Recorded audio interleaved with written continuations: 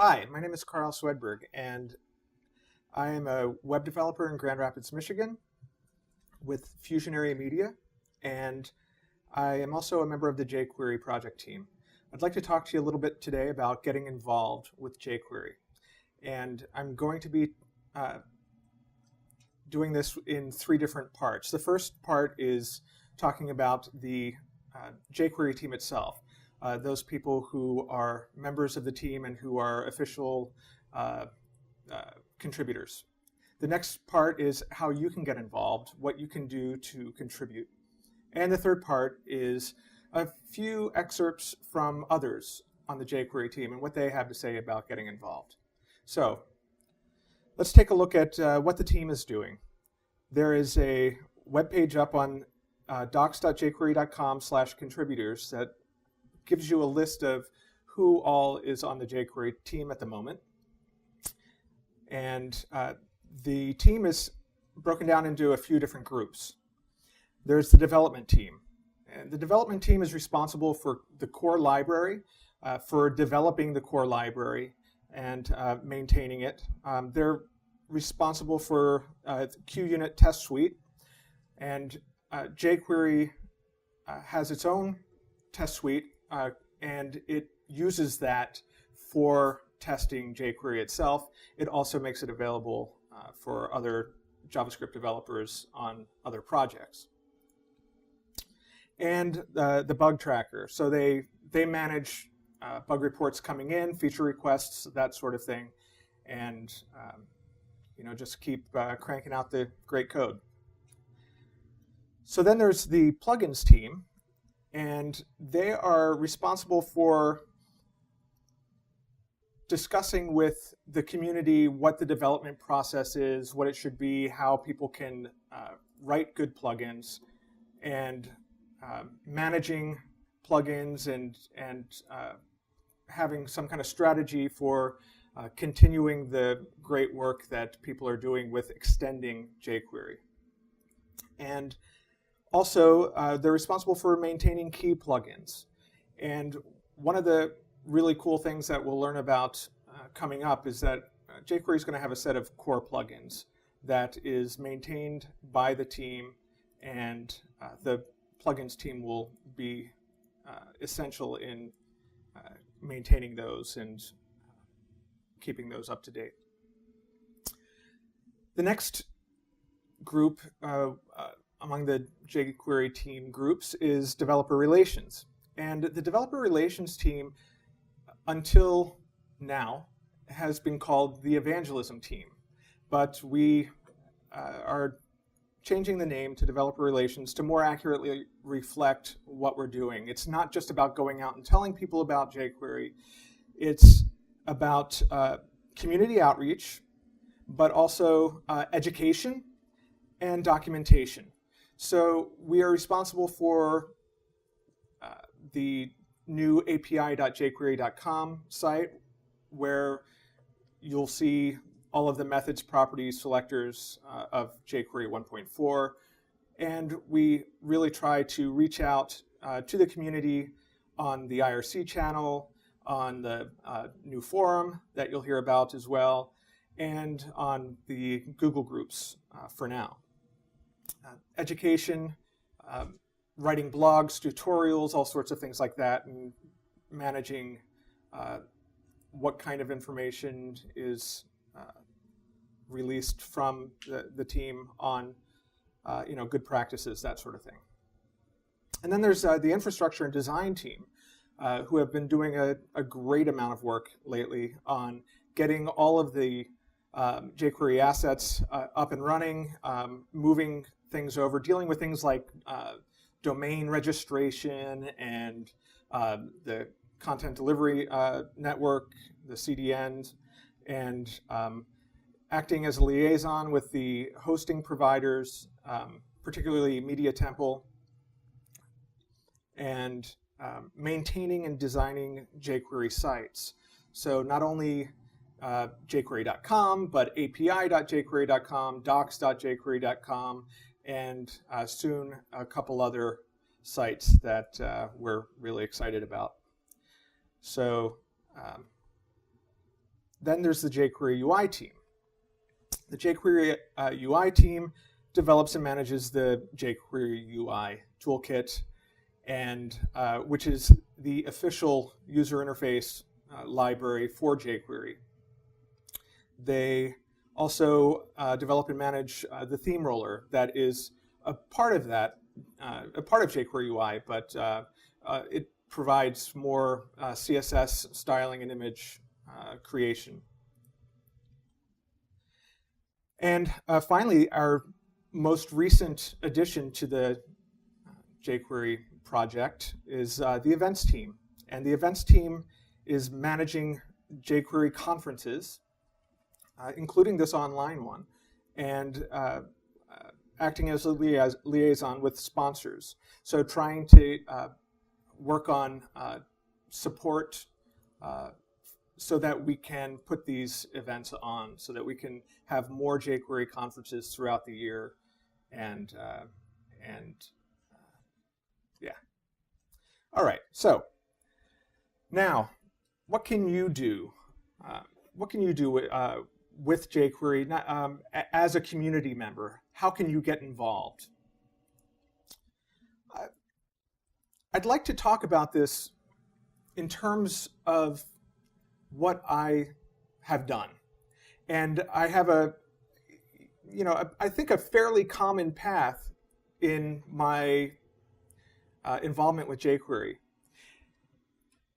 And it's something that I think a lot of people will be able to relate to.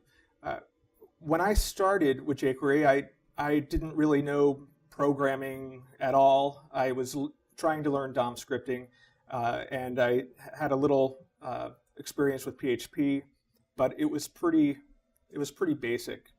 And this was back in 2006. But in any case, one of the first things I did was I joined the jQuery discussion list, and I started asking questions. And I think it was really important for me to just get out there and not worry about asking dumb questions, not worrying about what people would think of me, but I really wanted to put myself out there and get some answers. There's a new forum that we're planning to move over to at forum.jquery.com, where you can ask your own questions. You can go there, log in, and ask questions. And already, even though we haven't officially announced it, there has been quite a bit of traffic on there and a lot of good stuff happening. There's also the IRC channel, which gets a lot of traffic as well. And there are some great people on there from the jQuery team and also just really strong jQuery community members who do a fantastic job of answering questions and really kind of stepping people through the issues that they're having and helping them to resolve those issues. Yeah, there's one place that where I haven't mentioned asking questions, and that's Twitter. And I think it's probably because it's very hard to manage those kinds of questions. If you're looking for an answer to a question on jQuery, Twitter is probably not the best place to do it. So the forum or the IRC channel, I think, are the best. Now, the next step, I think, is just answer questions. Say you've been working with jQuery for a few months and you're starting to get the hang of things, and you have been asking questions and getting good answers. Maybe it's time to start giving back a little bit. I started doing this back in 2006 as well, and I found it really gratifying because not only was I helping somebody out, but I was also having my own ideas about how to write code refined, because people would follow up and suggest even better ways of doing something than I had written. And it's one thing to go and look at what other people say, but it's another thing entirely to go in there and put your code to the test and say, hey, this is how I think you can go about this, and see what others think and learn from it. So yeah, get a little, give a little. All right. Another wonderful way that you can get involved is to publish your discoveries with jQuery. Write about what you've learned. Put what you've learned on a blog and let people know about it. Also, comment on other people's blogs when they're writing jQuery posts. Oh yeah, one thing I want to mention here too is if you ever looked for information on blogs for jQuery, tutorials, help, that sort of thing, you may have noticed that there are a whole lot of blog entries on 15 new plugins for jQuery, or the latest 100 new tutorials, tips, and tricks, or whatever. And those sorts of blog entries, I guess, have their place, but I would encourage you to write some original content. Get out there and just write what you've learned. Write about your own experiences instead of just aggregating the experience of others. This is something else that I did actually. A few months after I got started with jQuery, I talked to John Resig and I said, John, look, so far so good. I'm loving jQuery and I'm getting it and everything, but what I'd really like to do is start a blog, and maybe I'll call it Learning jQuery or something, and I'm just going to write about my experiences with it and post those up on the web. What do you think? I was a little nervous about that. I didn't want to step on anybody's toes if there was something else that was in the works for that. I also was a little bit worried about what people would think. But he said, that sounds like a great idea, go for it. And so I did. And it has been one of the best learning tools for me that I've had. Every time I post an entry on there, I get lots of great feedback from people on how I can improve my own scripts. And I wouldn't be nearly the developer that I am if I hadn't made that step outside of my own little cubicle. So, share your plugins. If you're starting to write plugins, share them with people. Get them up on the web too. What you can do, first of all, is you can keep the code on a public code repository. You can put your plugins on GitHub, for example. GitHub is a public repository that uses the Git distributed version control tool, and you can just push your changes to your own plugins, your own code up there, and it's free for public repositories. So if you want private ones as well, then there's a small fee per month. But anyway, you can do this for free. Also, Google Code is another great one, and they use Subversion, which is another version control system. So we have GitHub and Google Code. You can also upload your plugin to the official jQuery plugin repository. Now, there is plugins.jquery.com right now, and there are a lot of plugins on there. We are in the midst of working on a complete retooling of that plugin repository, and we are going to make it easier to upload your plugins and to also comment on others' plugins, and really looking forward to that. So, make them available that way so that people can use them, but also so that people can offer you patches, improvements, updates, that sort of thing. Especially if you're using a version control system, you can very easily update your code and really improve your own scripts through the community. Now, one thing that I think is really important when you share your plugins is to write clear, comprehensive documentation for them. This is an area that requires a lot of work, I think, and especially for some developers, it can be kind of difficult to do that. You know, coding's fine, but writing paragraphs, not so easy sometimes. But it's really important if you want your plugins to be used and you want to tap into that collective expertise. It's really nice not only to document, to explain how you would use it, but also to provide demonstrations, examples of using it. There are a couple plugins that I think are great examples of using jQuery or using documentation to promote your plugin.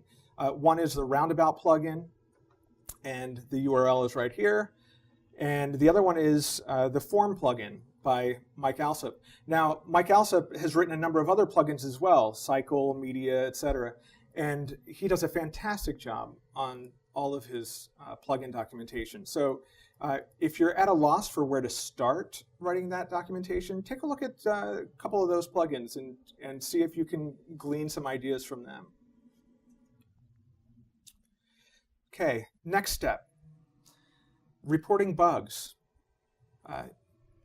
You've gone from being a jQuery noob to gaining some expertise, and now you're starting to look into the jQuery code itself, or at least you're using it enough so that you're noticing when things are going wrong, and you're able to tell the difference between something that you did that was wrong and something that might be amiss in jQuery. Nobody claims that jQuery is perfect.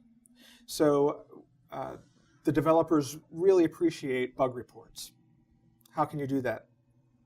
Well, first of all, you can use the jQuery bug tracker, and you can find that currently at dev.jquery.com. You'll need to log in. It uses the track bug tracking system. And then once you've logged in, you can go to New Ticket and file your ticket. You should also post a description of the bug to the appropriate jQuery dev list, which is currently on the jQuery-dev Google group. So you can go there, log in, and post a description of the bug and point to the ticket that you filed.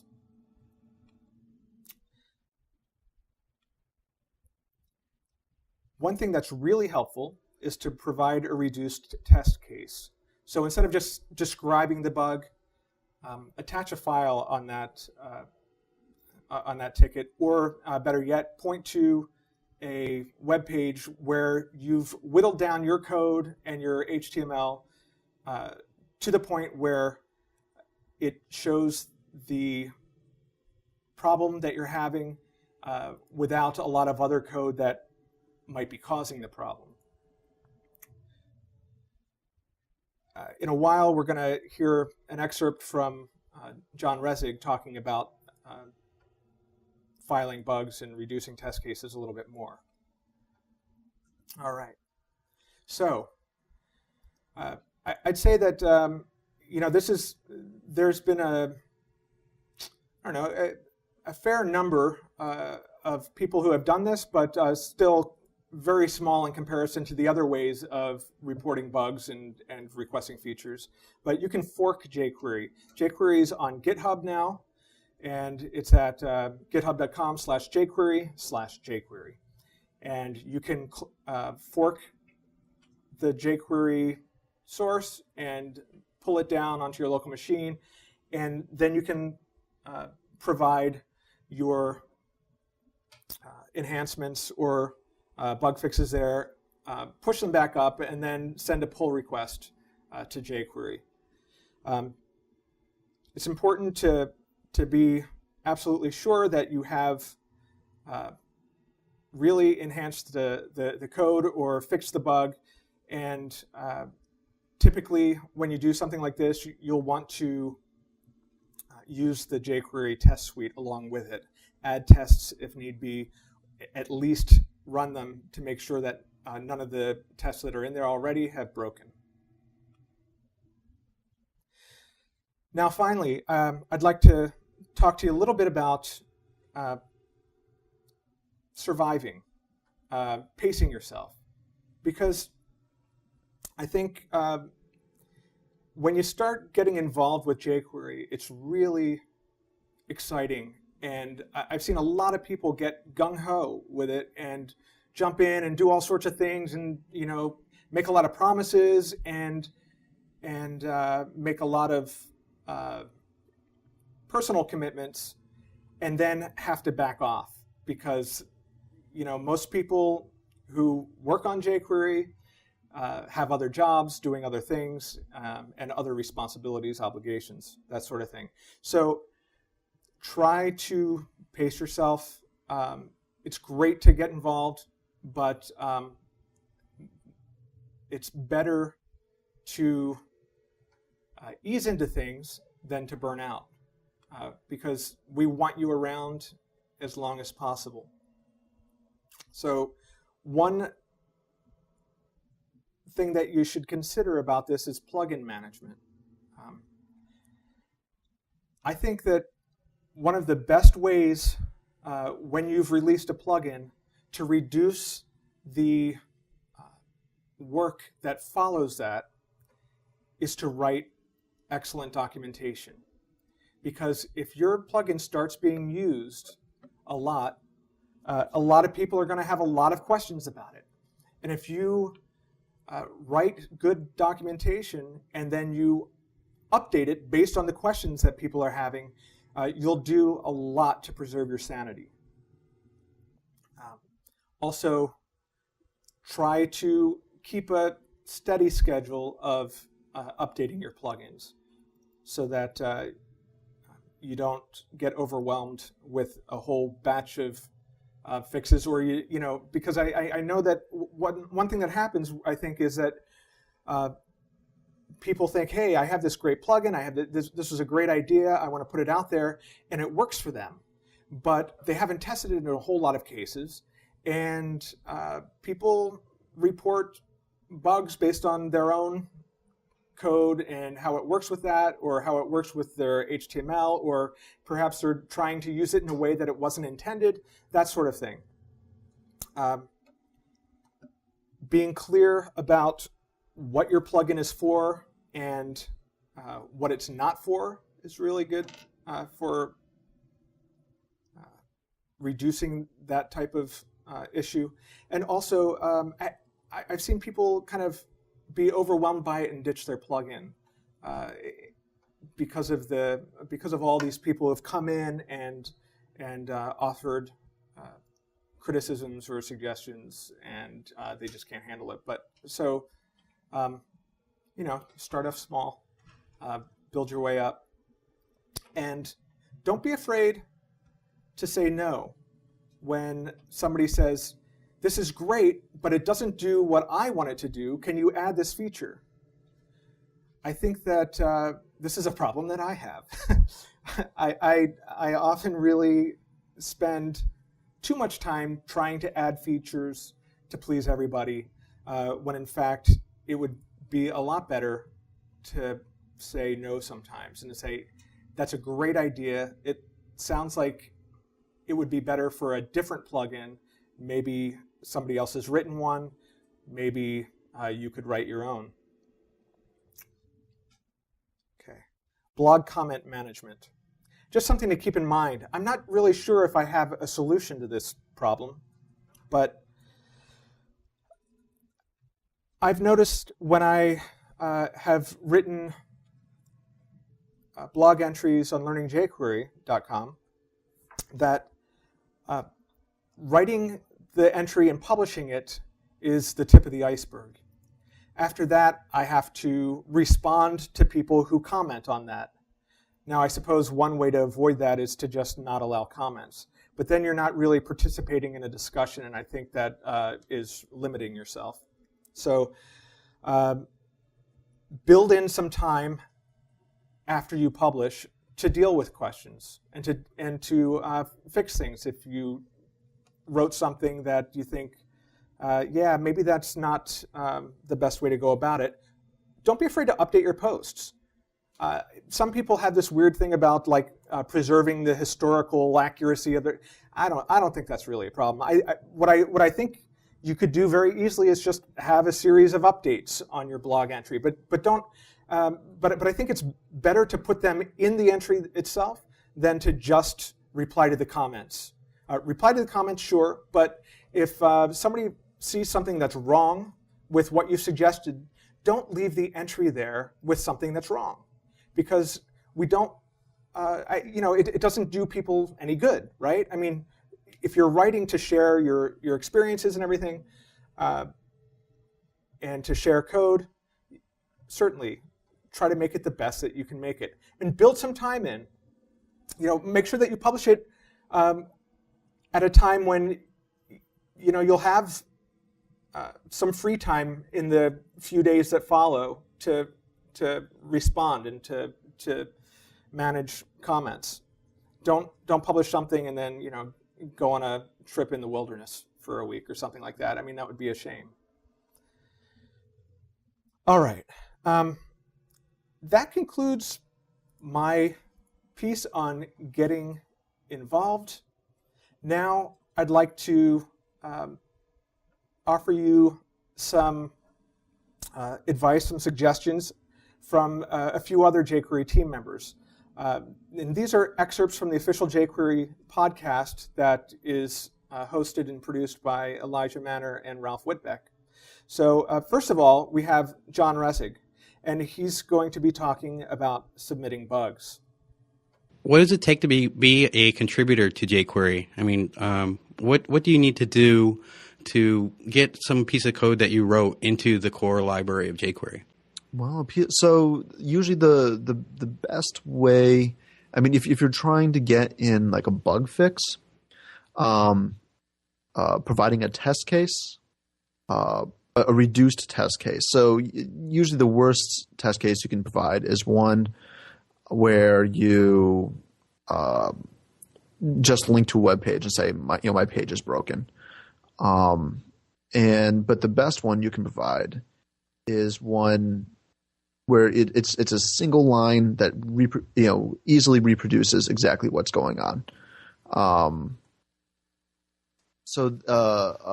If you can do that, and then if you can actually provide a patch, then that is fantastic. That is the best of all situations, and we'll be able to get the code in right away.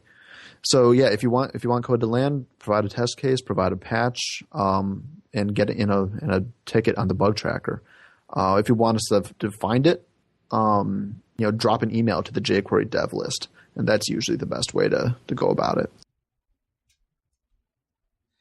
Next, we have Richard Worth, and Richard is going to be talking to you specifically about contributing to jQuery UI. Anyone that wants to contribute, whether it's a team member, an existing contributor, or a new contributor, they just do what they can. And to this point, we've had tremendous success, and we're really happy to see that. At the same time, there's so much work ahead of us. We can use help, whether it's helping to test an existing plugin, helping to write unit tests, or work on a bug. There's documentation to be written, tutorials to be written. So how would I sign up? You sign up on the wiki to start with. You'll want to make sure that you have a wiki account at wiki.jqueryui.com. That will ensure that you can contribute to any discussion that occurs there. Again, those are discussions of plugins currently in development or ones that are being planned for near future development. And then you'll also need an account on our bug tracking system, and that's at dev.jqueryui.com. That account will allow you to see the existing issues, the existing bug reports, feature requests, and feature enhancement requests. You could create new requests if you find a bug or if you notice something that could be improved. And you can also work on bugs. If you have an idea of how to fix something, you could submit a patch there or a test file and attach it to the ticket. And as I mentioned, there's also a development mailing list. There's 3 areas. One is the wiki, where we do some early planning and development. The UI dev mailing list, where we do the more in-depth technical discussions. And then the bug tracking system, where we track actual commits and bug requests and feature requests. And we try and relate those last 2 especially. If you create a ticket in the bug tracking system, then post something to the mailing list and say, hey, I created this ticket. Can you review it? Or if we put a fix into our source code repository, an automatic notification will come to the mailing list, and then that serves as an opportunity for peer code review. So people can see the change made, they can ask a follow-up question, or maybe the original person that committed the change might have something to comment on it, to provide some explanation or to mention, hey, this fixed such and such a bug, or hey, this introduced, this other thing that we need to consider. And finally, we have Rey Bango, who's the lead of the developer relations team. And Rey will be talking to you about how you can become a team member. He talked to Ralph about this and what we look for in somebody when we want to bring them on the team. So do you kind of lead up trying to find other evangelists, or does it just sort of happen naturally? It really does happen. It's one of those things that if we see somebody who's being really, really involved in the community, has this genuine passion for jQuery, we'll keep an eye on him.